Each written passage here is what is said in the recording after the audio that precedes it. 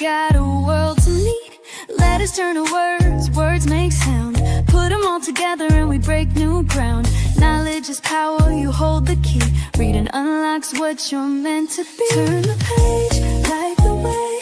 Every word we read, we play. Write it down, let it flow. Watch your mind and dreams just grow. Grab your pen, make your mark. Write your story, leave a spark from A.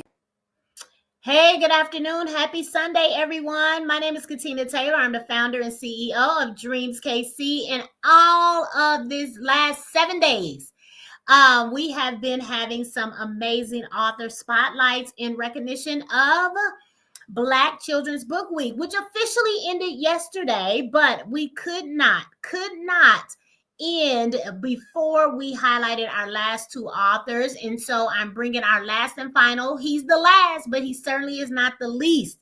So I am excited to introduce to you an incredible author who is making a huge impact in children's literature. And today we are talking to the amazing Dr. Lamont Muhammed. Let me bring him up for you all. There you are. How you doing today? I'm doing well. Make Good. sure I get that poster that you have right there. Send that to me. I will definitely send it to you for sure. Yes. And for those of you that are tuning in, or if you see this later, you see that QR code there, scan that QR code. It takes you directly to Dr. Lamont's website where you can learn more about him, his work. You can purchase books, all of the things. So we're going to dive right in. We're going to get to it today, so that we can get you back off into whatever it is you're doing with your family, for yourself, as you prepare for this upcoming week. Is that good? Yes. All right. So we're just going to jump right in. Tell the folks a little bit about yourself and what inspired you to write children's books. Yes, a little bit about myself, Lord. So I grew up in California, in the Bay Area. I have lived in Iowa for a considerable amount of time. I moved to the Kansas City area close to 2 years ago for a job, which is in education. I have been an educator for, it would be 20 years now. Woo! So I have served as an elementary teacher, middle school literacy teacher, from a dean of students to assistant principal. And now I serve at a school here in Kansas City called Academy for Integrated Arts, which is a charter school, which is an arts integrated school. So my journey that's connected to the books that I wrote is that I also, was heavily influenced by hip hop. And so, in my early 20s, even though hip hop, I always say hip hop raised me, because I would listen to, this reveals my age a bit, but Yo MTV Raps with Fab Five Freddy, and I would, they only played 10 videos, but I would refer to those as I look back on it as the videos as being visual audio books. And I looked at, Fab Five Freddy as a teacher who would share those books, and I, drank from the cup of all those MCs then and up until the current. And in my early 20s, I decided that, I wanted to share my life, my narrative through hip hop music. And so I began creating projects, and I created several, hip hop projects over time. But then I also began to merge, hip hop into the traditional educational setting in ways that in any way that I could, which, as a teacher, you understand the request and the duties of having to implement curricula that is very hard to do, but I will find ways. And so one of the ways that I was able to do that was by affirmations. And so when I my first job was a first grade teacher. And I created these affirmations that started with I am. And, as we know, that I am two of the most powerful words, because the words that follow that, it gives you the belief that you can or are doing those things. And so I created this list of affirmations that was telling the students what they could be and what I believe, what the proper use of education was.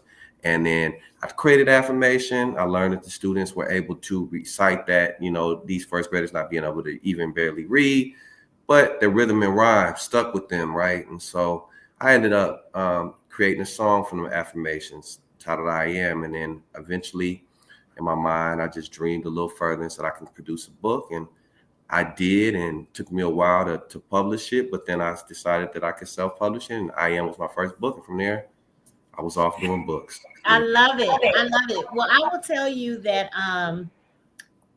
starting with affirmations, I just did an interview with Crystal Wallington, which is another local author. Okay. And she has some books of affirmations too. And we just had this whole conversation around the necessity of not just children, but young adults, teenagers, people in general, because we will often get that recorder going in our heads when we make one mistake, or if someone in our immediate environment or media or whomever it may be, they're feeding the negative, and we'll latch onto that before we latch onto the positive. And so I love the fact that you started there and then you grew it from there. So I love that. I also love the fact when you talk about rhythm and rhyme and hip hop, I think that was Tupac that talked about, poetry, right? Being the center of hip hop, so to speak. Yes. And it's also foundational to literacy development. Alliteration, rhythm, rhyme, we teach them to snap it out, clap it out, sound it out, all the things. I too, I would spend 15 years in the classroom. I've been in the space for 25 now. And I taught first grade, I taught middle school, I taught history. And so to your point of finding unique, creative, engaging ways to build an experience for students, we know that then assists them in putting that information in their long-term memory and then being able to access it when they need it and applying it across all content and curricular areas. So I love your work. I love that you brought yourself to the table, because oftentimes I think teachers think their gifts, their skills, their talents don't have a place, but they absolutely do. That's what makes them unique as teachers. And so you have found a way to do that. I love that. I applaud you for doing that. Thank you. I gotta say, y'all, I attended Amplify as an attendee and a speaker, and I was able to attend your session. Yes. Never in a million years would I have thought that I had even a little bit of something to bring to the table about, with some bars. Yeah. But as an adult learner, you and your co-presenter, top notch. Every school district, not just in Kansas City, but across this country, have their educators participate in a workshop like yours. Absolutely. No, not a workshop like yours, your workshop. Yeah. Period. Tell them, let me know. Let me know. I'm going to encourage those. If you're seeing this live, if you see it later, you want unique, creative ways to engage your students. And I believe that teaching should be fun for the educator too. Like, it inspired me in so many ways. I was like, oh my God, I know I can use this. I can teach this to parents. They can use this, because these kids continue the hip hop generation, right? And so there's a small, I don't even know if it's small, but there seems to be a growing revolution group of educators, men and women, not just Black, that are understanding and utilizing hip hop in a way to impact students in their learning. And so that may not be my gift per se, but I love that you're using your gift to do that. So thank you for sharing that history, and what has inspired you and how you have grown it. I want to get to the next question, but so you said you started with these affirmations, so I can, I am, etc. Why not some other books? Why not something else? Why this particular thing? What was it in your life or you saw in students or children that needed this?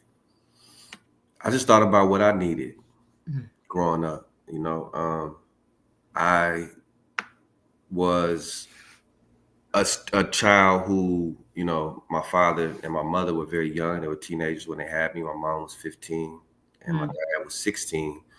So, you know, their youth, you know, coupled with, you know, at that time, you know, crack was a big epidemic at that time, and street life and in prison, you know, that didn't allow them to be present. So I didn't, my grandmother, you know, was a big figure, which led to me creating Granny Said, Yeah. and then the Granny figures that I had over my time. So I just thought about what I needed because I was always trying to imagine and dream of things that, you know, sometimes it would almost became, they could have became like stories, or a lie, as our grandparents told us not to say lie, but to say that, to say we told a story. uh, Hmm. that when I would have times where they would have, like, you know, the parent come to school day and they think about what do your parents do, and I really couldn't tell them and say my mom is on crack. You know what I'm saying? So it's like Right? my Yeah, yeah. my mom is, you know, a singer, because that's one of the things that she did. So I am was like, I'm going into educational field, and I need to be thinking about, like, what is it that I need and how I'm going to be impactful. So I am was me saying, I am, you know, the next world leader. I am a barber. I am this. I am a teacher. Uh, because students have to be able to look at education as not just this thing that you are fed or it's imparted to you. Um, Hmm. this experience of the teacher sharing and giving it to them. What is education truly about? So that's why the affirmations came into fruition, because I understood in my philosophy of education that education is just a tool. Yes. It's a tool to cultivate the innate gifts in each one of us, the God Yes. gifts that are in us. So if you have in front of you, you know, the next lawyer, a doctor, or something, their inclination is shown through how they are. You know, if they're sticking up for people, if they defend people, then, you know, maybe there's a way that you can see a future lawyer there. If they're Yes. trying to heal, you can see a doctor or a nurse. You can see these different things set up. So they need to have a differentiation in education, but they also have to be able to see it. And Yes. at my environment, like, I didn't see these. Hmm.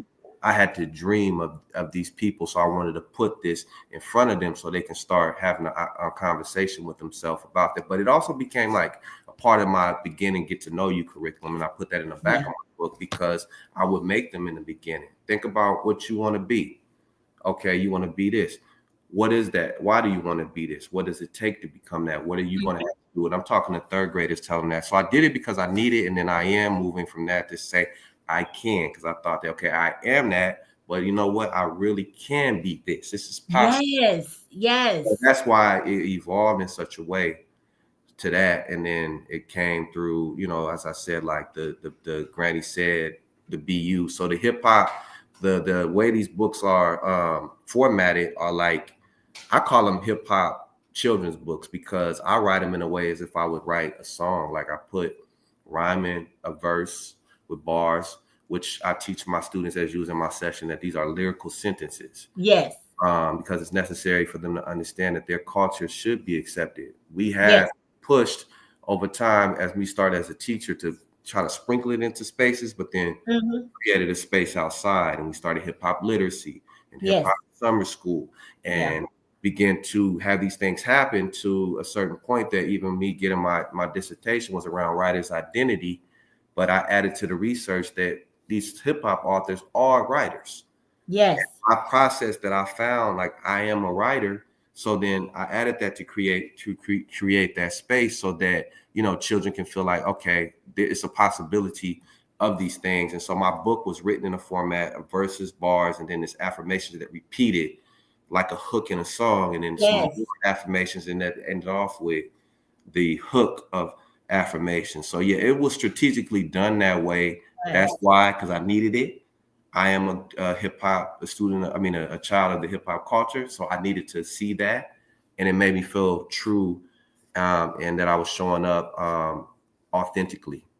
I love it. And just like you talk about, they should be seen, their culture should show up in space. You're Yeah. absolutely right. And so as an educator, one of the things that I embraced, and I didn't always know how to phrase it, but thanks to Julie Washington at the University of California, I also talk about our home language, right? The home language. And so whether it's how we talk to our friends, our family, or in a boardroom, that's all of who we are. And we have no business telling children, don't do that, don't talk that way. No, we should honor that. It should show up. And that's exactly what you're doing in terms of the hip hop generation as well. Is you can do these lyrical sentences and it's acceptable as well. And then I think I'd come behind and say, and if you needed to say this in a formal way, this is how you could do it. So you're teaching both, and two things can be true at the same time. And I think that's really important to do. I love it. Yes, I can't wait to get, like, y'all gonna have me spending so much money, because every author that I have highlighted and spotlighted, I'm buying your books, like, period, point blank. And in some shape, form, or fashion, we are going to collaborate. As I teach parents, I want some of you are experts in certain things, like how do I apply hip hop to literacy? I want you all to be coming in and talking about your gifts and educating our parents, because I believe they're the first and most important teachers of their children. They just haven't been tooled well to support their children on their literacy journey. We're in a literacy crisis, and I believe we have everything we need to shift the trajectory of our students and eradicate illiteracy. But we all have to work together to do that. True. So I love it. So be looking for that. So what age group or reading levels are your books written for? Can it be anybody? Is it just elementary, middle, high? What's that look like? Yeah, I wrote them for elementary students because I was in elementary teaching. And so definitely are geared toward elementary students, more at the early elementary, definitely to be read too. But as you move into the upper elementary, are books that they can read on their own. And because so many, I think, of our students, sadly, 85% of third graders are 2 or more grade levels behind, especially African American. And when we look at our Hispanic brothers and sisters, 86%. We look at our white students, 46%, 2 or more grade levels behind. So when I often have these conversations, none of our students are doing well. In Missouri, our state literacy average for children, 50%. We can't be setting goals to say we're only going to get to the state average, because the state average is mediocre at best. And so even though they are written for elementary, I would say to parents, teachers, librarians, etc., pick them up regardless of the age, because most of our children in some shape, form, or fashion are struggling or growing readers. And this is a way to engage them and bring them along the journey so that they begin to close that gap. So yes, we're saying that's who it's written for. And eventually we'll be able to say, yeah, just stick there. But we all know that there are some 11th graders that read on a second grade level, unfortunately. Yeah. So yeah. So what impact, I think you answered this one. So I'm not going to ask you again unless you have something to add in terms of the impact that you hope your books have on young readers. Yeah. So of course, I share the impact of them being able to imagine and see themselves in a greater light and the possibilities through the content in the book, but also through my books. I want them to understand that this is something that they can do. Yes. That they can be authors. Yes. So not just about the content, but they have the possibility to see, in my school, to see like, okay, Dr. Muhammad is an author. You can be that as well. Whoever else I touch, you can be that as well. Yeah, I'm same. I tell kids all the time, I point out that I wrote the book, not to pat myself on the shoulder. I have 7 now. And it's really to say, I read my book to some kindergartners, and I asked them, who liked to draw? Who likes to write? Who likes to do both? Well, did you know you can be an author today? Like, I want them to know from kindergarten on that they can do this. And I met some third graders in the same school I was just in last week. They Okay. had published a book. And Uh, so they came running out to show me and one of my colleagues, like, these are our books. These are the books we published. And I was like, and so when are you doing your next one? mm, And how can we help you? Where can we get it? You know, that type of thing. So I love that not only is it the content, but it's also this possibility for mm, you to dream big and see that you can do the same thing that I've done. Because we didn't necessarily have those models. I mean, you just told your story. You didn't mhm, have that, but you had the audacity to dream big. mhm. And now you're passing that on. So I love it. I love it. What additional themes? I want to talk about Granny Said, because you Yeah. talked about your grandmother being a significant figure in your life, raising you when your parents weren't able to take that on. So, what messages or themes are woven into that particular book, or any other books as well? So, I know the affirmation books, but Granny Said, do you have? And you, I think you have something else too. So, Mhm. talk So, I about mean, those yeah, messages. yeah. So I can just Granny said I think the I am and I can are a little evident in the fact that um, dreaming or being affirmed or um, just the educational piece there, and then I can is like that action of being and putting the work in Mm-hmm. to be what you believe that you can be.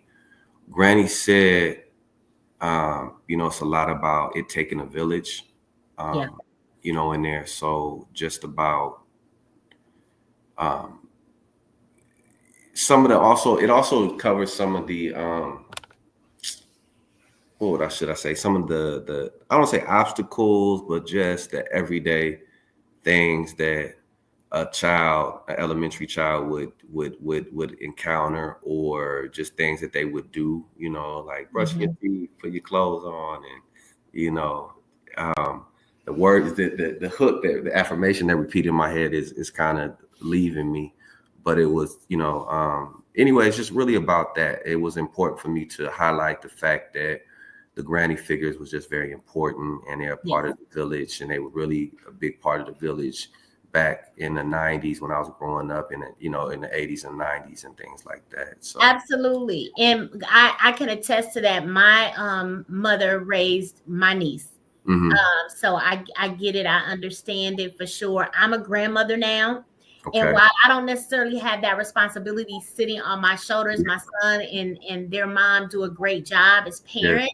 Mhm, But we still have to show up, and we yeah. are important parts of the village.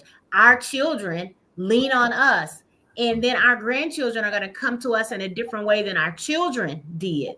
And Mhm, so we have to be ready for that, and to understand the role that we play, not only in our immediate families, our extended families, our communities and neighborhoods, etc. Um, it was a and big thing back then, yes, like I said, and I always would make sure that I highlight the fact that, a lot of generations might not know, the great impact that, drugs, especially, the crack mhm, cocaine back then had, that it forced, grandmothers to really, and other family members to really step up and say they didn't really have a choice, even if they didn't want to. They just like, right. my grandma. Absolutely. Yeah, absolutely. I spent a lot of time at my grandmother's house too. Her house was a block from my elementary school. Mm. So most days after school, we was walking around that corner to be with grandma, you know? Yeah, So yeah, yeah, I get it for sure. Yes, I love it. I love it. And thank you so much for honoring her and to paying homage to all grandmothers, because oftentimes I don't think we do it enough. Mhm. We used to, but I don't know that we do it anymore. So you talked a little bit about how your books support literacy development and classroom learning. Do you want to share more about that? In terms of, how, say, an educator like me that doesn't, I didn't do a whole lot around, MTV. I'm a hard sell when it comes to hip hop. I like who I like, but I don't, some people I just don't know, I don't listen to it. I'm not a hip hop head. So, but educators that do want unique, innovative, different ways, not that serves them, but serves the student that's in front of them. what would you say in terms of using your books or your methods to support that literacy development and classroom learning? Yeah, I mean, first of all, it's culturally responsive. That's first. And the rhythm and rhyme, like I told you, I said that it's very a powerful, way for rhyming patterns and things like that for students to be able to learn and to um, develop, literary skills and things like that. Yeah. But that impact that it has, as I say, and I'll just talk for myself again, like it's evident even in students reciting it, like putting the rhymes together, the power in, which um, the fluency, it has impact on fluency. Yes. But that's one that I always speak on, like when students are learning these the rhythm and rhymes, writing patterns and things like that, and saying it in a way, because my books that I have, each one of these, um, they come with like this has a song to it. They also have a video, Okay. that's connected to it. The first one being one that I am, and I can share that with you later, is a video that I created.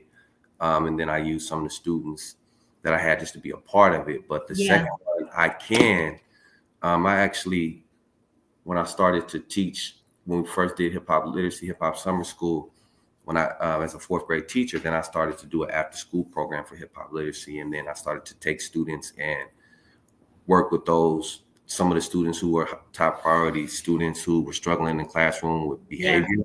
Yes. To write. And one of the first songs that they did was called I Can, and it became really big. And so anyway, like I'm saying, like the fluency, seeing the music that goes with it, hearing that like you said, that tapping sound and the Mm-hmm. cadence in their head, has a powerful impact on students. And I don't know if I mentioned either. I mean, being here in Kansas City, like part of me being at the school that I teach at right now is because I do actually, even though I serve in leadership, I'm able to do 6-week intensive unit on hip hop literacy, which focuses around writing and formulating bars and recording and publishing. And so our students, as of recent, just partnered with the Kansas City Public Library, and they just created they created songs over time, but they just created a video that we just got back on Friday. And we was able to show it at our Black History.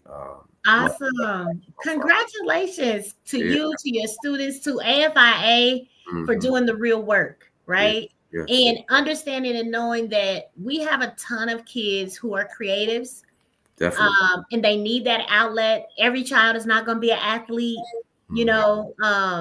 And some of the children that display challenging behaviors, they oftentimes, that's symptomatic of an education system that has not figured out a way to serve them well. Mm-hmm. And so instead of looking at that symptom, let's look at those root causes and then put practices in place to assist those students in becoming and being the best that they are. Are you connected with the Freedom Schools here in Kansas City? I'm not. You should be. So I'm gonna just say this live, and I'm gonna say, if y'all know Cokeithia Hill, Dr. Cokeithia Hill, if y'all know Murray Woodard, Black Promise, Black KC, I encourage you all to share this video, introduce them to Dr. Lamont, because they need someone like him part of Kansas City Freedom Schools. Are you familiar with what Freedom Schools are? Yes, I have knowledge. I've been here and I've been. Yeah, I think you need to be a part of their work. They're growing, they're expanding. It's a resurgence here, Okay. but yeah, and I'll make sure I'm making a connection. Yeah, but I always like to do things live in living color, so people can't say they didn't know, didn't hear, didn't see. Yeah. I love connecting people and just making sure that we are putting things in place to support students. So yes, you definitely should be a part of that Freedom School movement.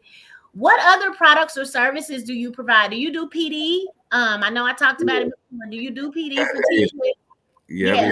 He was a part of, a small example of what the PD would look like. And so that book that was the hip hop writing process, Mm-hmm. that was a development that was just a handbook that I created when when we were doing the work of hip hop literacy, and I was still a teacher, and there were a music teacher who wanted to not just talk about the history of hip hop, but they wanted to actually have students create. And so that's when I realized that, the process that I was following as a hip hop artist, which is just what writers do, and I know Yes. talk about writers and authors and the difference between them, but sitting down and choosing a beat, choosing a topic, Mm-hmm. brainstorming about that topic, starting to draft lyrics related to that topic, and then using tools to revise the content, whether thesaurus or dictionary, Yeah. different things, and then going in and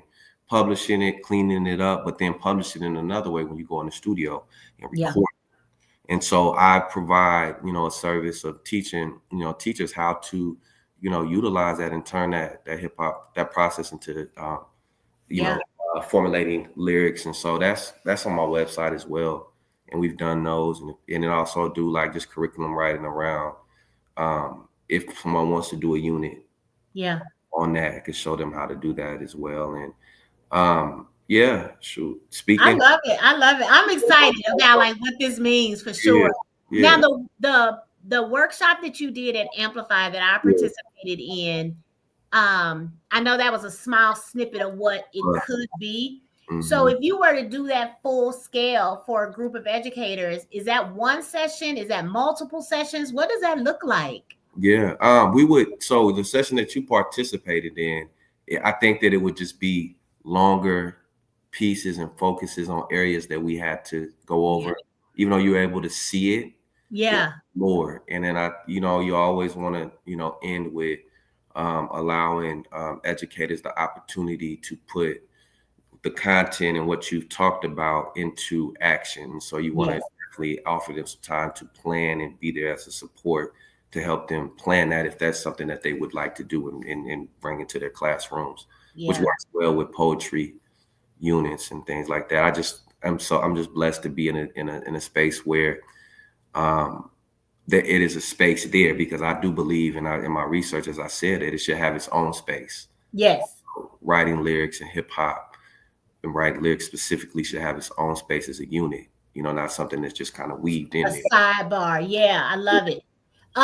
You should be on the speaking circuit at all these literacy conferences. And I'm like the Black Literacy Matters conference is coming up. I wish I would have thought to tell you months ago Keep it to keep it in. present. And there's several others that are coming up or and things like that. But I just was in St. Louis at the in-depth conference, and interestingly enough, myself and two other presenters worked together to put a spin on leadership and creativity. Mm. I could have easily been replaced and probably should have been with you. I'm you said that great value. I'm serious when I say that. Like, I'm not just trying to, Yeah. like, I understand. I think you would have added so much more, because even leaders, we all get stifled and we Yes. think we have to conform to Yes. what somebody in the great universe has told us what professionalism is and all these things. When I tell you that workshop with you, it took all of us out of our comfort zones. Real learning took place, and we were able to see our colleagues in a way that built a deeper relationship, because we had teachers, administrators, all kinds of folks, nonprofit leaders like myself, like, what, you can rap? Like, what, you got this background? Like, and telling their stories, which we know builds relationship and allows for us to work better together. That is something like it's far reaching, it's so impactful. You need to be on national, international stages, bro. I would say though, just one last thing is though, just a powerful thing for us to think about as educators, especially as Black educators, is that we have always been powerful and existed outside of the margins. And so Yes. me writing, like I had to embrace the fact that I don't write inside the margins. Yeah. Hip hop never writes inside the margins, and if we do work only in the margins, then we will never create anything in which that will give freedom to our to our students. Yes. So even in the way we speak and the way we, write, I always tell people like I'm most fluent in Ebonics, in the African American vernacular. That's what I'm most fluent in. And Yes.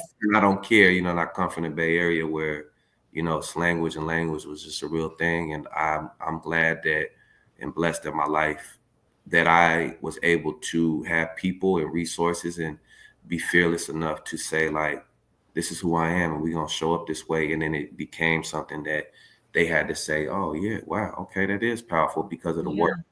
Your And excellence. so, yeah, I Yeah. think you then, like you, Yeah. like many of us, all of us are multilingual. Yeah. Like, and we think oftentimes that means learning Spanish or French or something else. No, we come with it, right? For sure. And then I think about that. This may be weird, but as you were talking like I got my own vernacular, and I'm well versed in the African American, Ebonics.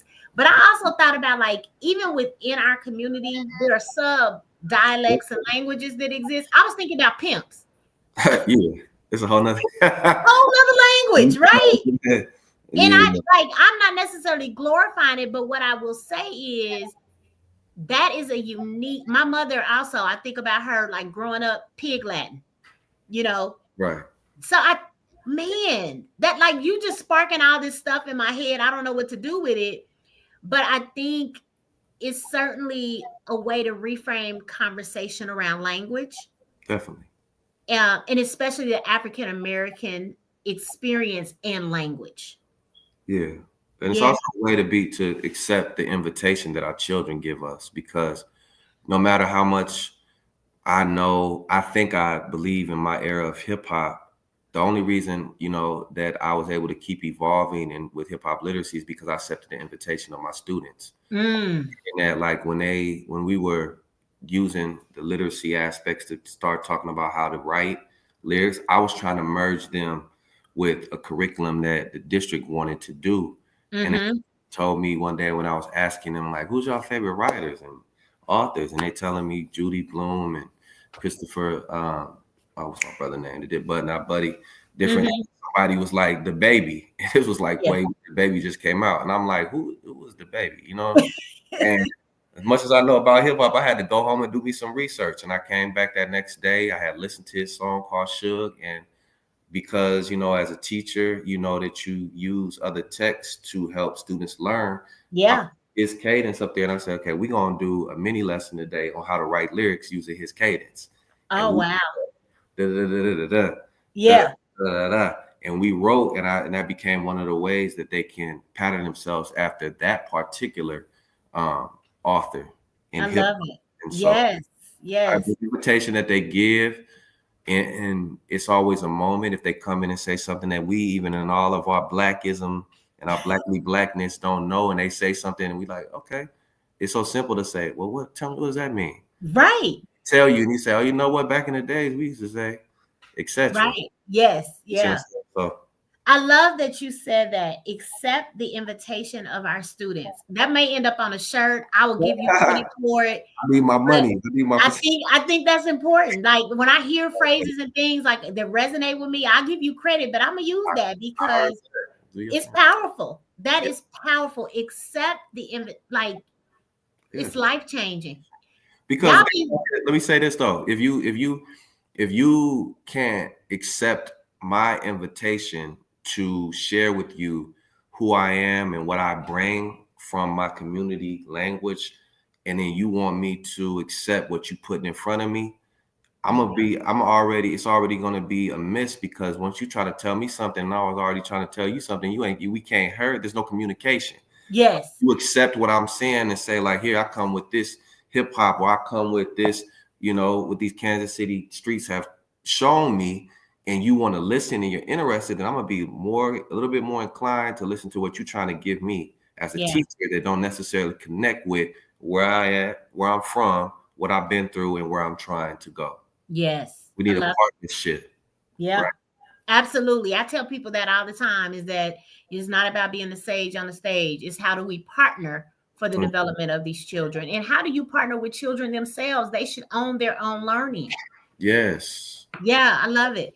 So, are there any upcoming projects or events that you will be doing that we should know about? Here's your time. Yeah, I'll make this one real quick. I mean, I think you can look on my website and just see all the other things I have, but the one that I'm probably really most joyful about, when I did my dissertation, I put it like in an embargo for a couple of years because I had a dream and I imagined the fact that I was going to be able to write a book that wouldn't be self-published, but that would be published through a company. So I did partner with Rutledge, and so I Okay. have a book that's coming out, and it'll be out this summer. What it's called Lyricism as Educational Transformation, Ooh. the writer's identity of a hip hop educator. So I put a lot into that over the last year and a half, and I just finally all the edit is and pictures and everything. So it's off to being, you know, uh, where they actually put it together and create it, and then it'll be on the shelf. So I'm just excited about that. And Congratulations. yeah, so I got that, and I'm just So, would that be a text that's actually going to be used in schools of ed? that's where it's supposed, that's the audience, so it'd be something that this summer that y'all can go look at, and it really is really a deep delve into the what behind this hip hop literacy and a writer's identity that's connected to writing lyrics, and just some of my testimony in there and things like that. And it just got I think it's just a lot. It's a great piece, and so I'm When excited. as soon as that comes out, please let me know. Yeah, We need to celebrate you. We need to celebrate you. We need to make sure everybody knows. yeah. Yeah, for sure. Mhm.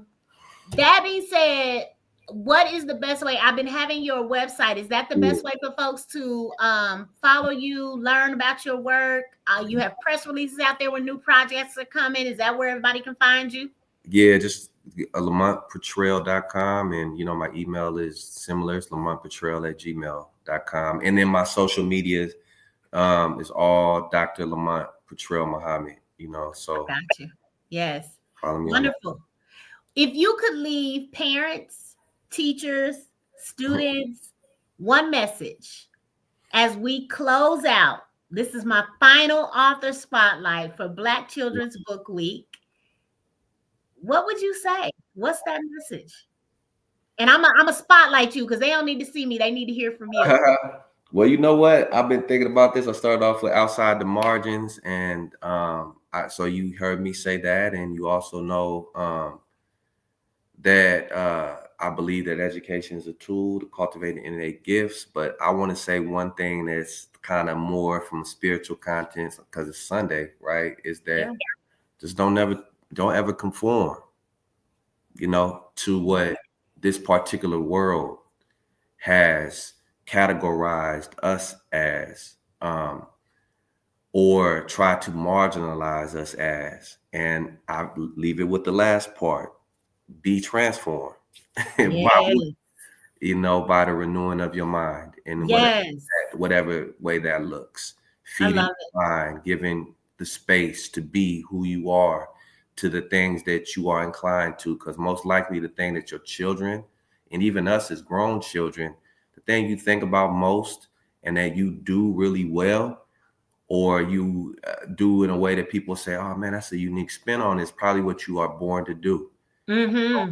How our children at this age to be looking at when they doing certain things, like I said before, they nurturing, there's something in there with health or something, or they defending, there's something there with the law. You doing that at your age right now. I don't care what you're doing. If you're working at McDonald's, you know You're what I'm right. saying? You got time to be renewed and transform into what it is that you want to be. Don't ever stop, and let's give our children something to live in. If we can't do it, connect them with the people and the resources that can do it, because there's so many people out there that are willing to be a Yeah. part of your village. I love it. Thank you. Thank you so much. This has been perfect. In terms of being the final interview, you are the only male that I had. Oh wow, okay. So I feel like I kind of saved the best for last. Y'all, the rest of y'all that I interviewed, don't get mad at me. Don't get mad. The sisters set the foundation, so thank you. Right. Can't wait to meet all of them, whoever. Yes, for sure. And I am going to close us out by telling everybody that as we shift from Black Children's Book Week, we are now in Women's History Month, March. We are now in National Reading Month.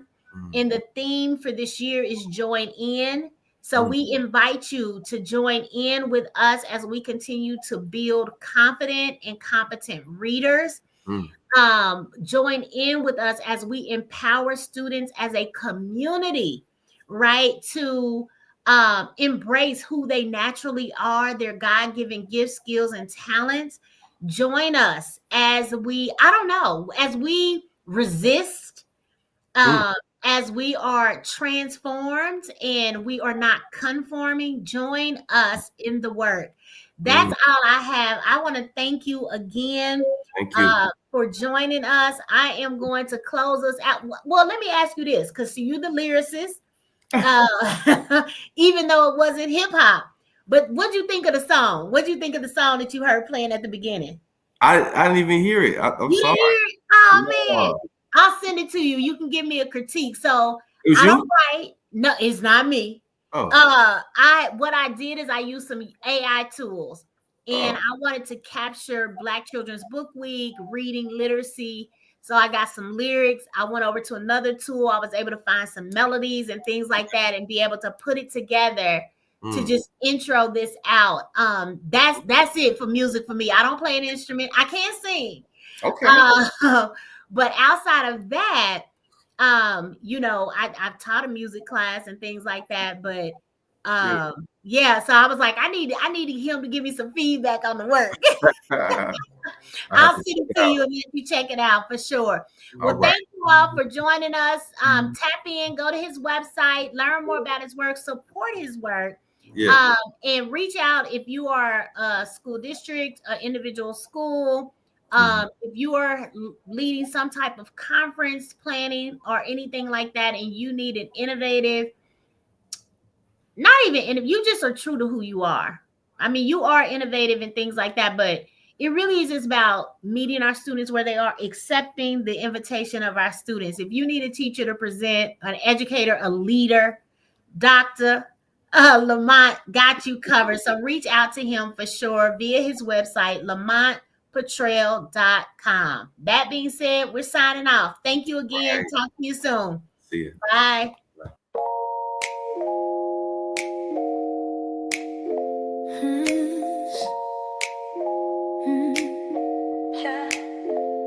Turn the page, light the way. Every word we read, we play.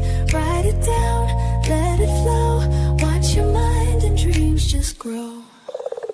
Open up a book, let's take a ride. Words like magic come alive. Flip the pages, feel the beat. Every story's got a world to meet. Letters turn to words, words make sound. Put them all together and we break new ground.